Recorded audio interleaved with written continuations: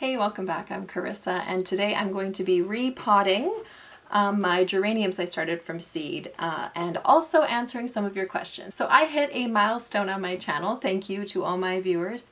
It's so nice to have you along on my gardening journey. So after reaching this new milestone, the 2,000 subscribers, I thank each and every one of you. I thought it would be great to let all the new people know a little bit more about me, my gardening journey, any random gardening questions that they had for me. Not saying I'm an expert, but just sharing my limited experience with you all. So we'll be going through all the questions I had from you. Thank you for all of you who submitted the questions. So I started these in December, knowing that geraniums do take a long time. Unfortunately, I got sick, so these aren't super healthy. I didn't start a ton to begin with, but only 9 of them made it with me today, which is unfortunate. I think I have 4 pink, which I'll be putting in here, and 5 reds, which will be going in these pots here. So yeah, they're not super healthy, but I'm gonna pot them up, and I think that'll do a lot for their health. So I use soil blockers to plant these, and looking at the bottom, it looks like they've got quite a good root system, so I think it is time to repot them. That's their soil system there. This is quite a large pot. I think these are about 4 inches, but I think it'll be good. So let's get into some of the questions. The first question was from Dana. I know some people go by Dana, but I'm not sure about that. Anyway, she sent in a ton of questions. So the first one was, how did you get into gardening? The answer to that one is a little bit of a story, but the good news is I get to work while I chat with you all.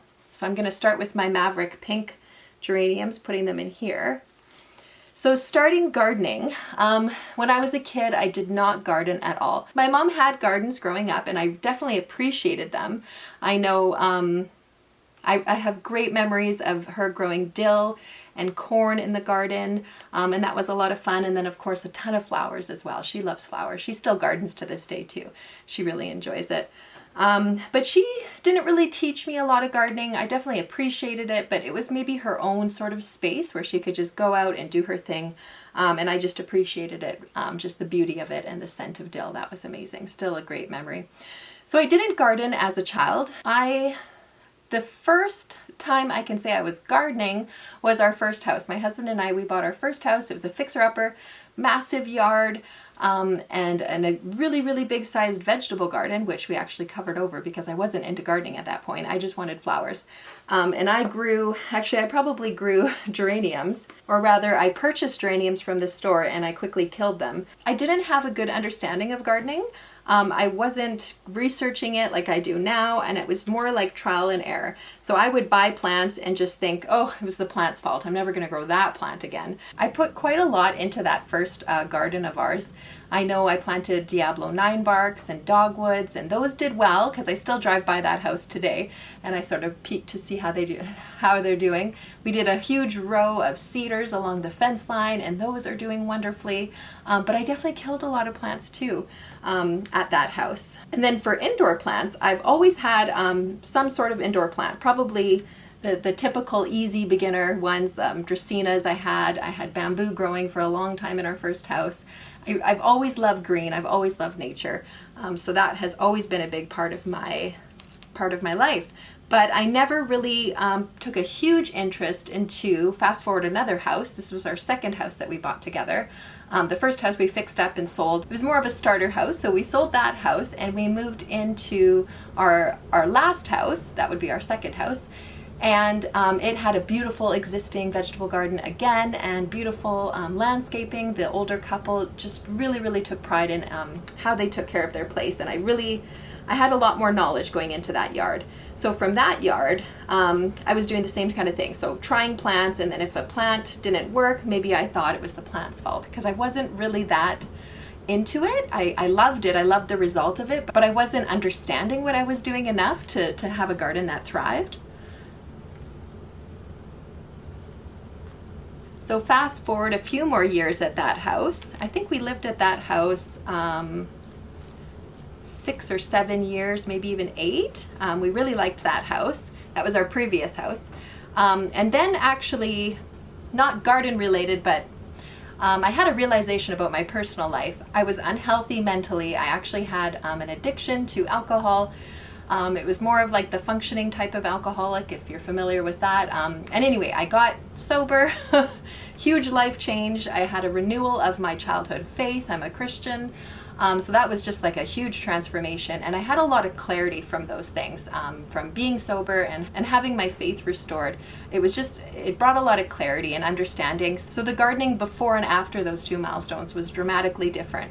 Because of the clarity and the peace that I had a whole new fresh understanding and appreciation of gardening, and gardening almost became a therapy for myself. And I really, really threw myself into it. It was almost like a new obsession. And a healthy obsession at that.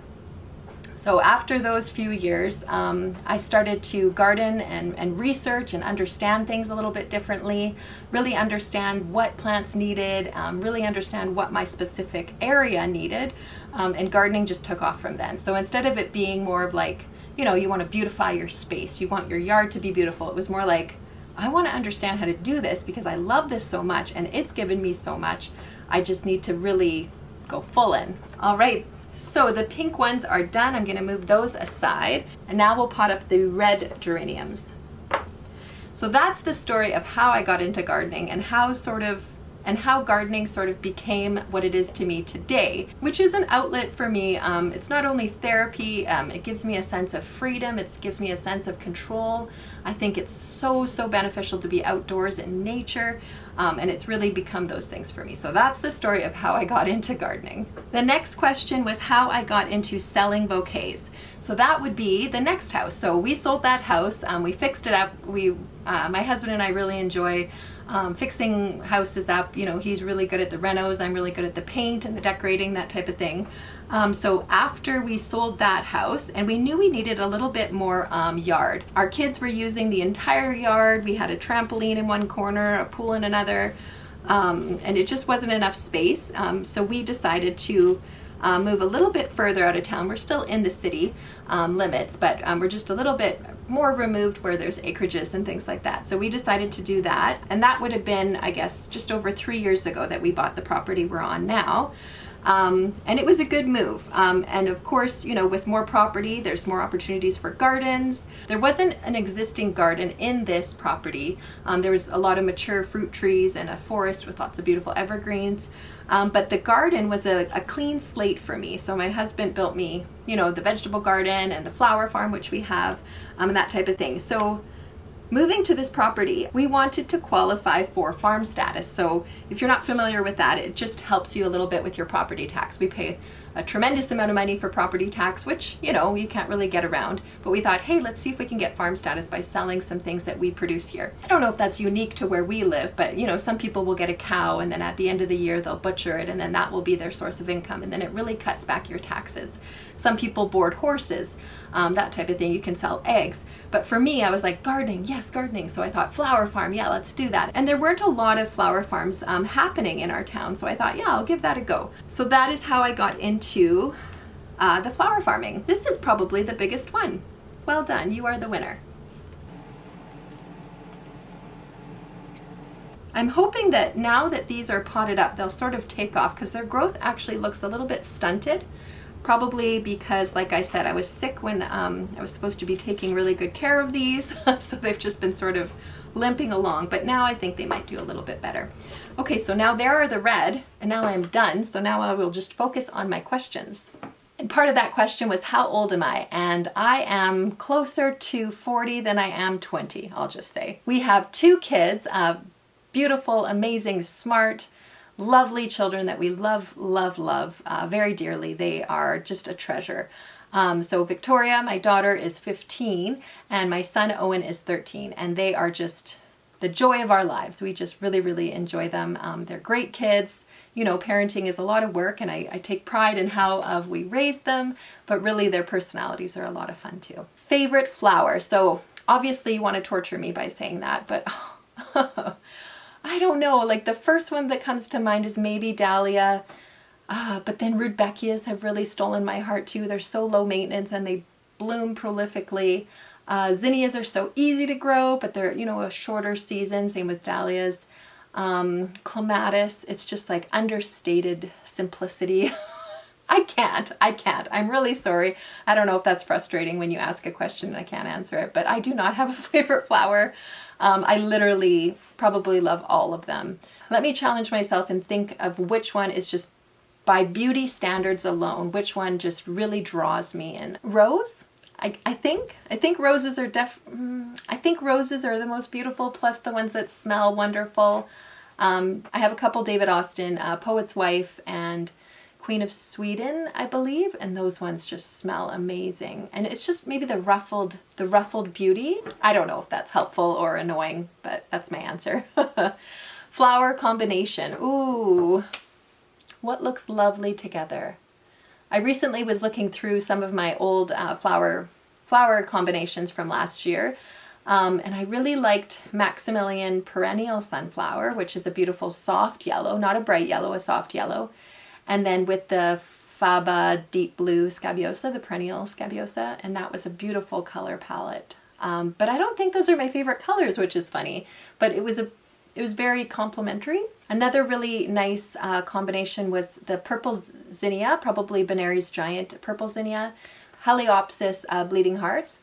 There was really something beautiful about that, and then you get a little bit of the green from the flowers too, and that really looked nice together as well, with some pink cosmos. I called that one Sunset Dreams. I don't know, I don't normally name my bouquets, but that one just looked like a sunset with the purple and the orange and the pink, and it was just stunning. Biggest success and failures in gardening.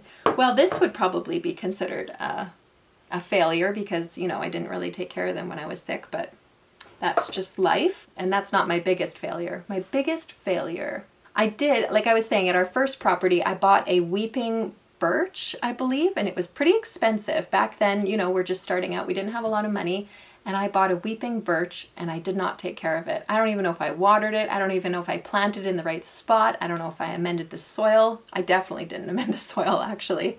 That was the biggest cost. That was a big waste of money. I don't know why. I don't know what I was doing buying such an expensive tree when I was brand new to gardening, and a little bit ignorant too, thinking I could keep it alive. So that might have been my biggest failure money-wise. My biggest failure was probably just acting in ignorance, when I just didn't even think about reading a gardening book, going to the library and getting a basic book on gardening, and I just thought that I could just do it, right? I've really appreciated just the absorption of knowledge I have now, and the results are just, yeah, I still mess up, but my mistakes are smaller and less frequent. My biggest success would definitely be my flower farm. It is a massive space. I've come so far, so to keep a flower farm and all of those plants taken care of, I really try and get a good hand on the weeds. Watering is easy because we have irrigation and drip lines. But definitely, yeah, keeping up with the weeding has been a challenge, just having such a big property. We're on 5 acres, but obviously not all of it's landscaped. I would say less than an acre is landscaped, but it's still quite a challenge, just myself keeping up with it. But it's, like I said, it's therapy, so it's a joy to take care of it. Have you always gardened in the same area growing zone? So adding to that, because I already sort of answered some of that, in our city, we're in a valley, so the elevation changes our gardening zones quite dramatically. So our first house was a zone 6. Did I appreciate that it was a zone 6? No, because I didn't even know what a zone 6 was. Hilarious to me now. And then our next house, the middle house, the previous house to now, was a zone 3. And that was a challenge because I was starting to begin to understand things, and I was like, why do we live in zone 3 when we could be living in a zone 6 in the same city? So anyway, that's kind of funny to me. And then now currently we are in a zone 4B/5, so kind of in the middle. And I love it. I can grow most things that I want to, besides a Japanese maple. I would love to have a Japanese maple, but I cannot have one here. And I probably could have at our old house, first house, but that's okay. I've got some similar plants that sort of give me the same look, so it's all right. I love where we live. Hobbies outside of plants. What do I love to do? Anything outside seasonally. I used to ski a little bit. I just really don't like the cold, I've realized. I more hibernate, start my seedlings indoors in the winter. But yeah, hot tubbing and things like that in the winter kind of gets me outdoors a little bit. We tried to snowshoe a little bit. I just really don't like the cold at all. But in the summer it changes. I love hiking. I like kayaking. paddle boarding, swimming. We have a pool.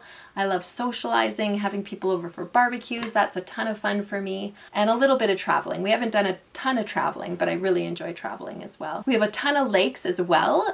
So we do have a pool in our yard, which we love. We definitely get a lot of use out of that. But in BC, we have so many amazing lakes. I think a friend of mine Googled it one time, and I think we've got over 100 lakes within an hour's drive of us. If you go northwest, east, south type of thing, you can find all these different lakes, and they're all beautiful and stunning. So I definitely love lakes. And just exploring different areas around our beautiful BC. So I think that would wrap up most of my hobbies. I hope I'm not forgetting anything. Oh, photography. I really like photography.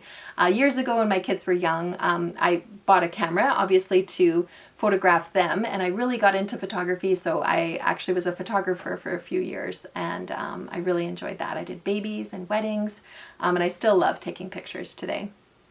Art is another thing. I love to draw, watercolor, paintings, that type of thing. It's a lot of fun for me as well. Do I grow fruits and veggies or just flowers? Yes, yes, yes. I grow everything. I've got fruit trees. They were existing here at our house now. Our old house had an apple and an apricot as well. But yeah, here we have cherry, apple, pear, plum, a few different types of plums, and I'd like to add an apricot. Oh, that's another failure. I planted an apricot and I didn't protect it from the deer, and a male deer rubbed his antlers all over it and wrecked it, and then it didn't really come back after that. So yeah, live and learn. Fruits, raspberries, strawberries. I don't do well with blueberries. I don't know why. I've done all these soil amendments. I've done all of that, and blueberries are just a hard one for me. Vegetables, yes, I have a vegetable garden and I love it. It's big and it's beautiful. I've tried to focus on what we actually eat. So tomatoes and our lettuces and greens and peas and beans, peppers, that type of thing. I'm trying to really grow what we actually eat. At the beginning of my gardening, adventure, I was growing everything, and I really decided, like, do I actually eat kale? A little bit, but do I need that much kale? No. So I've been trying to grow more of what we actually eat. Favorite veggies or varieties to grow? Favorite carrots, 100%. Everybody likes homegrown carrots. That's amazing. We love that. Lettuce, spinach, basil, arugula. There's a purple bean. I'll see if I can find the name of the purple bean that I grew last year, and it was amazing. It was a pole bean. Yeah, it was a tall one, and it was just really, really delicious. Yeah, and fresh strawberries and raspberries, those are amazing as well. Okay, next question. What factors do you consider when deciding the pricing for your floral bouquets? Hi, Peggy. So there are whole spreadsheets online. You can Google spreadsheets and they will give you updated pricing, because obviously with the market, prices can fluctuate. But I am the queen of simplicity when it comes to that. Money and me are not good. Numbers and me are not good either. So I just do $1 a stem on average. I think when I start selling peonies, I haven't had a lot of peonies, but when I start selling peonies, I'll definitely be charging more for those. Dahlias as well, they cost more. I don't typically sell my roses, but they would typically cost more. So for my sanity, I just do $1 a stem. But if you wanted to get into it professionally, I believe there's, I think it's from the Boston area, and they put together a sort of up-to-date market price for all the different floral varieties that you can even imagine selling and growing. But I try and stick to $1 a stem. And that can change too, actually, because it depends, right? Like there's some flowers that are a little bit more rare, and people know that when they see a bouquet. So I sort of change as I go. But what really helped me with building bouquets, this wasn't a question, but it sort of relates to it. I was doing assembly line later into the summer once I got into the groove, and I was realizing assembly line was just the greatest way to make bouquets. But then sometimes I would do maybe a more expensive bouquet with more stems, but also it would cost more just because of the flowers that I chose, and then maybe I would just add a couple bucks. It's pretty casual. I'm not a huge business-minded person, so keep that in mind. I'm not professional. It's more of a hobby that pays a little bit of the bills, if that makes sense. Will you be selling flowers this year at your pretty garden shed? Thank you, Peggy. I really like my garden shed. It's quite cute. So we are on a dead-end street, and actually we're, like I said, our road is a little bit out of the way, even from our own local neighborhood. So people don't typically come to me to buy the bouquets. They buy at a little shop that is in our neighborhood. It's a beautiful little shop. There's a restaurant, a delicious restaurant, a nursery, and a store, a little gift shop. It's a really cute place. Anyway, so I sell them there typically. Sometimes I'll have customers pick up, more so if they know me or if they're a neighbor, then they'll pick up at my garden shed. But yes, I will be offering them there. It just doesn't get a lot of traffic. How do you spread the word to your customers so they know there are fresh bouquets available? So like I said, I'm not very professional, business minded, but I do have some social media accounts where I'm trying to build a following so I can let them know when I do have fresh bouquets. And I will be offering subscriptions, bouquet subscriptions to my customers. I've sold one so far, which I'm excited about. And I think it'll be a lot easier to do subscriptions rather than let people know, I've got flowers, do you want flowers, right? Instead of just having them on this sort of like email basis of a few weeks in the growing season to have a bouquet. Okay, the next one. Love Liz. I'm assuming you're Liz. Hi, Liz. Do you overwinter your ranunculus? Yes, I did last year. I just made a video about those. So I overwintered them and I actually stored them here. And I think I had about 100 ranunculus from last year saved. I forget how many I actually planted, but I probably didn't save all of them. Do you save your corms after the season? So yes, I did save them last year. I probably will save them again this year. Might as well save some bucks. If you do, how long do you leave the foliage to absorb the sun after blooms? And how do you prep, clean, and store? So yes, you have to leave the foliage, similar to a tulip or a daffodil. These plants have to store all the energy they need for next year's sprouting in their corm or bulb, so that they have all that energy reserved for the following year. Once the foliage goes brown, you know that it's not photosynthesizing anymore. So that would be a safe time to either cut back your plant or to dig them up and store. So I stored them a very lazy way, and I actually store my dahlias this way too. So take this with a grain of salt because each of our environments and homes and climates are very different. We live in a very, very dry climate. We are semi-arid. There's a whole mountain range that blocks us from the coast. So if you're familiar with Vancouver or Oregon and Washington, those are very wet climates, but we are blocked by that range of mountains. So we are a very, very dry climate. So I can get away with things that maybe they can't, and vice versa. I store my dahlias and I stored my ranunculus dirty is what you call it. So you're just literally pulling up your bulb or your corm, leaving the soil on, letting them dry out, and then storing them in a safe container with that dirt on. And I've had success with my dahlias for that for at least 2 years, canna lily bulbs as well. And last year it worked for my ranunculus too. So that's how I've done it, but there are other ways to do it. You can wash them, completely dry them out, and then store them in vermiculite. So I would research what's good for your area because like I said, it depends on many, many different factors. Do you do the same with anemones? Not sure if you grow those. Yes, I do grow anemones. I didn't store the corms last year because it was very hard to find them. If you've ever seen an anemone corm, it almost looks like a black nut. They're very hard to find, and so I did not store my anemone corms. Fortunately, they are kind of inexpensive, so I didn't worry about that. I probably won't store them again because like I said, it was just really hard to find them in the soil, especially once the foliage dies back. I had them planted in my raised garden bed and I just could not find them. So you can, but I didn't. And then she said, loving your content. So thank you so much for that. Okay, Amy's Gardens. Thank you for the congratulations. I appreciate that. And she says, how long have you been growing cut flowers? So I am going into my 3rd year, which I cannot believe. I don't feel as much as a newbie anymore. It feels like I've kind of gotten into the groove. I kind of understand the timing and that sort of thing. I understand a whole lot more about flowers in general and gardening, which I really appreciate. So how long? 3 years. So my first year we built the farm. I think I have videos on this if you want to look through the playlists. We built the farm. We have immense deer pressure, so we had to do a deer fence around. We built all the beds, brought in soil, added irrigation, all of that in the first year, which was quite a feat. It was quite a lot to take on. But looking back, I'm very happy that we did that all in the first year because the second year, last year was so much easier. We actually added on, we did the little cottage garden beds by my flower shed. I've got a video on that as well.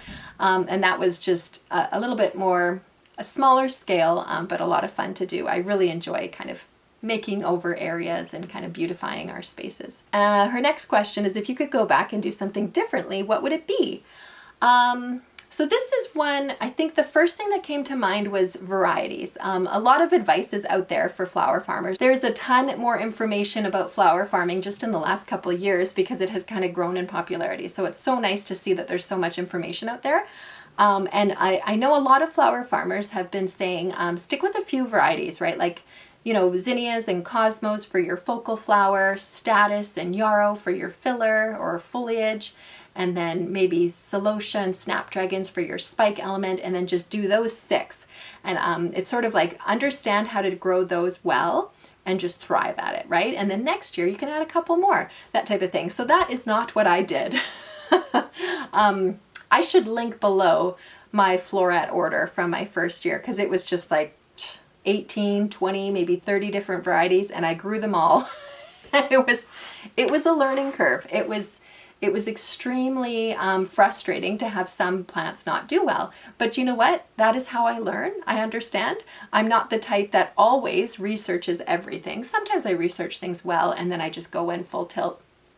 Other times I need to learn from experience. So for example, I grew stock. I did not know it was a cold loving plant.